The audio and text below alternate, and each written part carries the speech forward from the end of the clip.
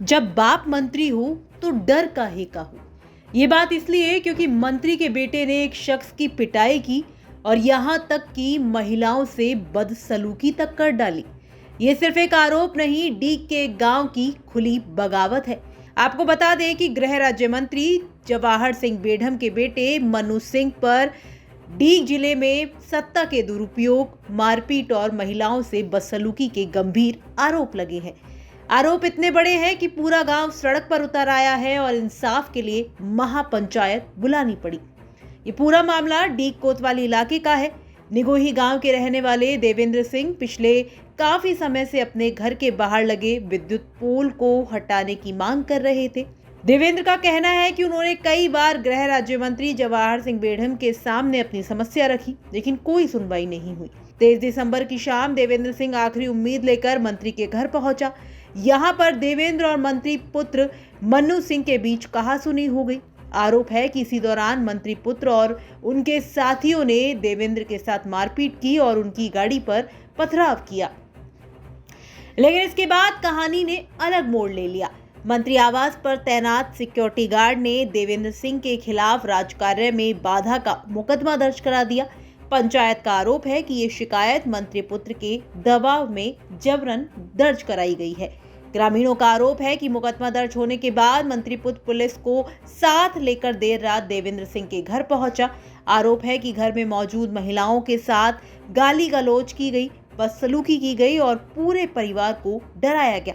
पंचायत का दावा है कि ये पूरी घटना घर में लगे सीसीटीवी कैमरों में कैद है। इतना ही नहीं, देवेंद्र के माता पिता और भाई को घर से उठाकर थाने में ले जाया गया। ग्रामीणों ने यह भी आरोप लगाया कि थाने में भी परिवार के साथ बदतमीजी की गई। यही वजह है कि गुस्साए लोग महापंचायत में जुटे। और आप देखते रहे, हमारे गांव अलग हो सकते हैं, गोत्र अलग हो सकते हैं, काम अलग हो सकते हैं, मकान अलग हो सकते हैं, लेकिन जब बिरादरी के मान सम्मान की बात आए तो इस तरह तो हम चूड़ी पहन ले या यहाँ पे छोटे मोटे गांव हैं, नगर में कुछ गांव बस रहे, वो तो वहां से मकान दुकान बेच के ही चले जाए तो ज्यादा बढ़िया। पुलिस का तो काम है, रात को पुलिस यहाँ भैज में पंच पटेलों के पास आई थी, भैज में पंचायत नहीं होनी चाहिए। क्यों नहीं होगी पंचायत भैज में? भैज हमारा हृदय है, भैज हमारी ताकत है। बड़ा पेड़ होता है, उसकी छाया में हर कोई आदमी शरण लेता है, और इस तरह हम लोग नहीं बोलेंगे तो इनके हौसले बुलंद होंगे।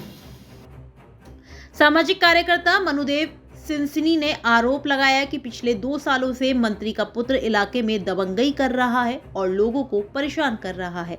इस पूरे मामले में डीग के सीईओ सीताराम बैरवा का कहना है कि पुलिस ने कोई एक तरफा कार्रवाई नहीं की है। उनका कहना है यदि महिलाओं के साथ बदसलूकी हुई है तो उसकी जांच की जाएगी। फिलहाल पंचायत और पुलिस के बीच सहमति बन गई है और निष्पक्ष जांच का आश्वासन दिया गया है। इसी बीच पीड़ित देवेंद्र सिंह ने एक वीडियो जारी किया है और उन्होंने ये कहा है कि अगर उन्हें कुछ भी होता है तो उसका जिम्मेदार मंत्री का पुत्र होगा। मुझे कहीं से कोई राहत नहीं मिल रही है प्रशासन से। आईजी साहब तक मैंने वीडियो पहुंचाई थी, शायद वो पहुंची है या नहीं, और मुझे ये भी नहीं पता जवाहर सिंह बेढ़म जी जो मंत्री हैं उन तक भी वो वीडियो पहुंची है या नहीं, क्योंकि उनको पता होता तो वो भी संज्ञान लेते कि जिस तरीके से झूठा केस लगाया है। उन्होंने कोई संज्ञान नहीं लिया है, ना ही आईजी साहब ने कोई संज्ञान लिया है अभी तक। शायद उनको वीडियो पहुंची नहीं मेरी। मैं हाथ जोड़ के सर्व समाज से विनती करता हूं, मेरी मदद करें आप। जो झूठा केस मेरे ऊपर बनाया है वो सरासर फर्जी है, बिल्कुल फर्जी है। अगर कोई है, अगर वो सच्चा है तो सबके सामने लेके आए, सार्वजनिक करें उसको। मैं भाग रहा हूँ, दौड़ रहा हूँ। मेरे घर पे जो गुंडे भी भेजे हैं पीछे से, वो भी सीसीटीवी में दिखेंगे आपको। मोटरसाइकिलों पर चक्कर लग रहे हैं मेरे घर पे, कभी कोई जा रहा है, कभी कोई जा रहा है। मैं उनको भी दिखाऊंगा और मैं जल्दी वो सीसीटीवी रिलीज करूंगा आपको, क्योंकि इधर से तो कोई राहत है नहीं। बाकी मैं अपनी साइड से ही आपको दिखाऊंगा। मैं हाई कोर्ट तक जाऊंगा, उसके बाद सुप्रीम कोर्ट भी जाऊंगा। जहां कानून के साथ खिलवाड़ होगा मैं वहां तक लड़ूंगा, एंड तक लड़ूंगा। और आखिर में अगर मेरा समाज अगर सो गया है, सर्व समाज से कह रहा हूं, अगर समाज सो गया है बिल्कुल, तो मेरे पास इतने पैसे तो अभी रखे हैं कि मैं ले लूंगा एंड में। और मेरी मौत का जिम्मेदार जवाहर सिंह बेडम का लड़का मन्नू सिंह बेडम होगा और उसके जो 4-5 लड़के जो थे उस दिन वही रहेंगे। अब सीधा सवाल है, क्या कानून सत्ता के सामने कमजोर पड़ जाएगा? क्या सीसीटीवी फुटेज सच सामने लाएंगे और या फिर ये मामला यूं ही दब जाएगा? आपका इसे लेकर क्या कुछ कहना है? कमेंट बॉक्स में हमें लिखकर बता सकते हैं। राजस्थान तक के लिए डीग से सुरेश फौजदार की रिपोर्ट।